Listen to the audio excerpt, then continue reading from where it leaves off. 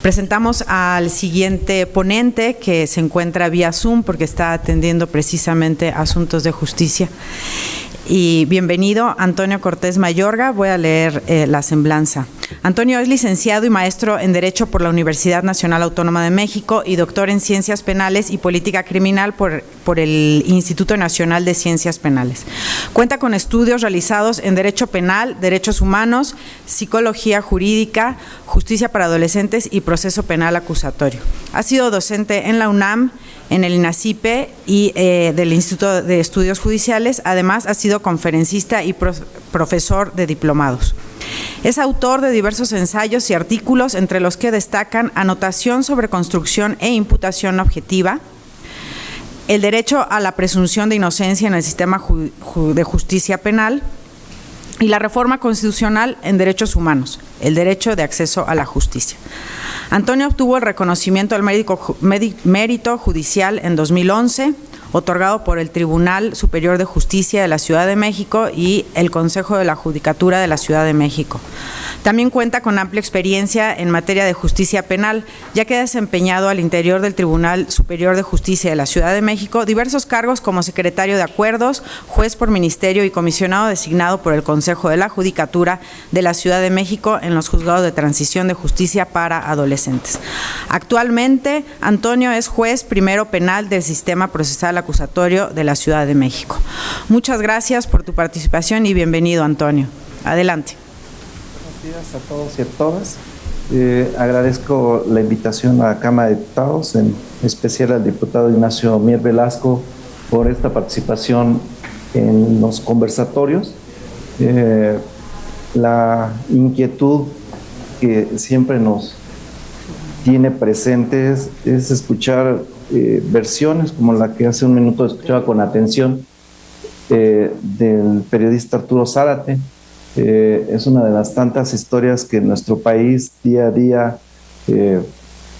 conocemos. En el ámbito forense cotidianamente tenemos historias, casos que resolver, en los que efectivamente la voz única que se escucha en los debates de juicio oral es justicia. Justicia para las víctimas, justicia para los acusados, y es el gran pendiente del Estado mexicano. Con gran detenimiento me he percatado que el actual Ejecutivo Federal, el presidente Andrés Manuel López Obrador, desde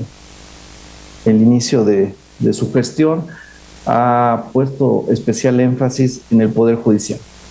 en una visión humanista que él tiene. Ha referido en diversas participaciones y de las cuales coincido con él, que el Poder Judicial federal, el Poder Judicial local en cada una de las entidades de nuestro país se nutre de los operadores de justicia que egresan de las universidades, de las facultades de Derecho. Todos hemos pasado por una universidad, los operadores del sistema de justicia, y con detenimiento recordando aquellos primeros semestres de la licenciatura en Derecho, recordaba el texto de el jurista García Maínez, en donde en su libro Introducción al Estudio del Derecho abordaba muchos temas filosóficos de justicia. En la actualidad, en las facultades de Derecho, si consultamos los planes de estudio, a los abogados se nos enseña las diferentes áreas del derecho, civil, penal, familiar, administrativo, entre otras. Sin embargo, ese tema de justicia,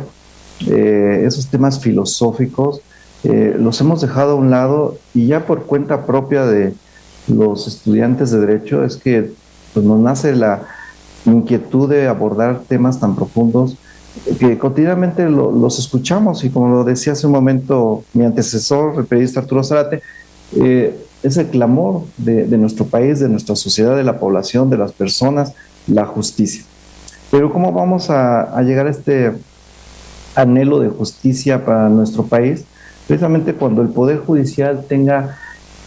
esta transformación que llama el Ejecutivo Federal, y que la voy a matizar en una revolución judicial. una revolución judicial que deba permear desde la Suprema Corte de Justicia en la designación de ministros y vaya escalando hacia la designación de magistrados, primeramente en el ámbito federal y a nivel local de magistrados y jueces en cada uno de nuestros estados, y que esa designación precisamente atiende al momento en que se vive y al espacio que se va abordando. Sin embargo, con detenimiento podemos nosotros consultar la Ley Orgánica del Poder Judicial de la Federación, las convocatorias que se expiden en este órgano judicial, y vemos con recelo que cada una de las convocatorias que publican en el Poder Judicial de la Federación para cargos de jueces, de magistrados, son convocatorias internas. ¿Esto qué provoca al interior de ese Poder Judicial de la Federación? Pues que al interior de la propia instancia sean sus jueces, sean sus magistrados, sin permitir que a través de convocatorias abiertas, públicas, se permita el ingreso de colegas abogados con suma preparación, con capacitación, con experiencia. Recuerdo hace algunos años el maestro Arturo Flores Albor, destacado profesor de la Facultad de Derecho de nuestra Universidad Nacional, señalaba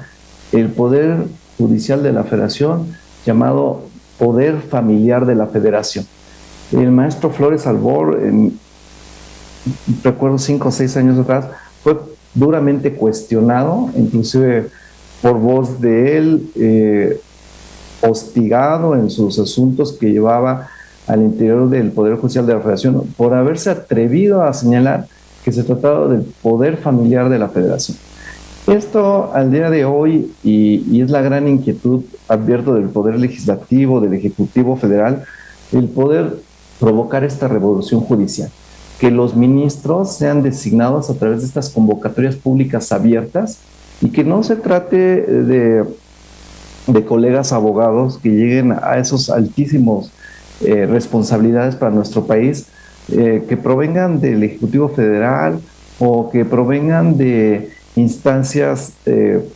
voy a referir ejemplificativamente, de retribución de impuestos, sino que realmente esta convocatoria pública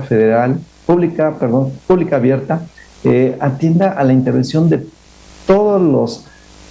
participantes en nuestro país, que no solamente sean aquellos que pertenezcan a algún sector y que pertenezcan al servicio público, que tengan esta oportunidad de acceder a la Suprema Corte. Esta convocatoria pública abierta va encaminada precisamente a que a través de un proceso transparente pueda seleccionarse a los mejores ministros. Esto va muy enfocado, y como lo escuchaba hace un momento del diputado Ignacio Mier, en esta intención de transformar el Poder Judicial, acotar inclusive el nombramiento de los ministros. Al día de hoy, y así se ha conservado, el nombramiento por 15 años de los ministros podría acotarse. Un ejemplo claro de lo que ha sucedido, por ejemplo, en el Poder Judicial del Estado de México, en donde la designación de jueces y magistrados en esa entidad federativa se ha reducido nombramientos por 6 años, inclusive a sometimiento de evaluación para su continuidad. Un ejercicio muy similar podríamos transparentar en el Poder Judicial de la Federación en la Corte. Un nombramiento de ministros de la Corte que se pudiera reducir y que inclusive al concluir ese periodo pues sean sometidos, así como ocurre con los legisladores, como lo planteó el Ejecutivo Federal en su momento hace un par de años, en esa revisión de su actuación. Me parece que esto impactaría trascendentemente en la transparencia del Poder Judicial, en la revisión y rendición de cuentas, y precisamente a nivel local, en lo que permea en cada uno de los estados la circunstancia de establecer la designación, porque escuchaba con detenimiento a mi antecesor, el periodista Zárate, de decir, es que el magistrado se refería para acceder ya a su jubilación o a su retiro, tuvo que resolver de determinada manera. Esto también es un tema sumamente importante en el Poder Judicial. Esta transparencia que debe existir en la designación y nombramientos, porque es paradójico que en los procesos de selección, en los nombramientos que se efectúan al interior de los poderes judiciales, en un primer plano acreditan exámenes, cumplen con todos los lineamientos, son aptos para recibir la designación. Sin embargo, ya en el desempeño de las funciones, sorpresivamente no era lo que se esperaba o las expectativas eran altas, y ya en la función jurisdiccional resulta que no satisface pues los lineamientos para los cuales fue sometido. Entonces, en esta revolución judicial a la cual le denomino partiendo del interior de la Suprema Corte de Justicia y que debe abarcar a los nombramientos de magistrados y jueces, el Poder Judicial tiene la gran oportunidad, y espero con el resultado de estos conversatorios se plantean iniciativas en donde a los ministros, primeramente, se abra la convocatoria pública, a los magistrados del Poder Judicial de la Federación, magistrados locales, igual sea a través de convocatorias públicas abiertas y a través de evaluaciones que se sometan, y que va a ir reducido a estos nombramientos con menor número de tiempo. ¿Qué sucede? Y citando al maestro Flores Albor cuando decía este tema del poder familiar de la Federación, con tristeza vemos que se presenta el nepotismo, es decir, la oportunidad que tiene un magistrado, un juez, de nombrar a su familia, de que estén sus hermanos, sus sobrinos, sus hijos, sus parientes cercanos. ¿A qué atiende esta circunstancia? Precisamente cuando son nombramientos tan extensos o cuando ya una persona está en el cargo durante un tiempo considerable, hablo de 10, 15, 20, hasta 30 años hay supuestos, pues se crean esos cotos de poder en donde pues realmente ya al parecerse o al considerarse ya casi inamovible, pues tiene la oportunidad de estos excesos que repercuten en el ámbito del Poder Judicial, en la impartición de justicia. Entonces, otro tema sumamente importante que considero debe abarcar esta revolución judicial es la circunstancia de la prohibición o la revisión que se tenga que hacer en los nombramientos de subalternos, ya tratándose de magistrados y jueces. Esta circunstancia va a evitar el denominado nepotismo, que también afecta al Poder Judicial, y en donde, pues si retomo el inicio de mi explicación, si son esas convocatorias cerradas, convocatorias al interior del Poder Judicial de la Federación, pues impide que externos, colegas, abogados brillantes, estudiosos, preparados, pues puedan acceder, y que el candado que me refería hace un momento de nombramientos con una temporalidad más corta, 6 años, 8 años, pues va a provocar esta rotación y este cambio de operadores del sistema de justicia. Partiendo de lo que decía hace un momento el diputado Mier, en cuanto a, pues desde hace más de 100 años seguimos el mismo procedimiento de nombrar ministros, pues empezaremos por reducir esta designación. Ya el cargo de ministro, el cargo de magistrado, de juez, pues ya es un privilegio para cualquier abogado poder desempeñar esta función. La circunstancia última que me gustaría también abordar, y esto va íntimamente relacionado, porque escuchaba el anterior caso, pues que va a la materia penal, pero también esto permea en el orden de la materia civil, familiar, en donde también escuchamos historias que trastocan este tema de la justicia, y en que cotidianamente aquí en el ámbito forense escuchamos a las víctimas, a los acusados, el reclamo de justicia. Son puntos que me gustaría exponer, y que con esta inquietud que tiene la Cámara de Diputados, el Poder Legislativo, de transformar el Poder Judicial, le denominaba hace un momento de revolucionar el Poder Judicial, de que en realidad se transparente la actuación de los jueces, porque la semana pasada veía los casos que ejemplificaba el presidente López Obrador de varios juzgadores, en donde escuchaba en Veracruz, en Guerrero, han ocurrido, Morelos, por citar algunos, han ocurrido situaciones irregulares. Son algunos de los ejemplos en que efectivamente se deben transparentar, hacer públicos y efectivamente que esas investigaciones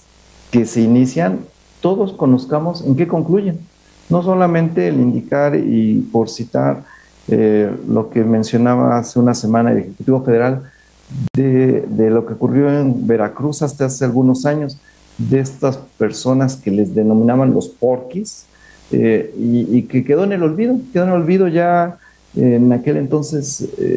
sonó y años después lo volvemos a escuchar, y eso porque el presidente López Obrador lo vuelve a retomar, en que el gobernador de Veracruz vuelve a señalar, es que ese juzgador de aquel asunto de hace algunos años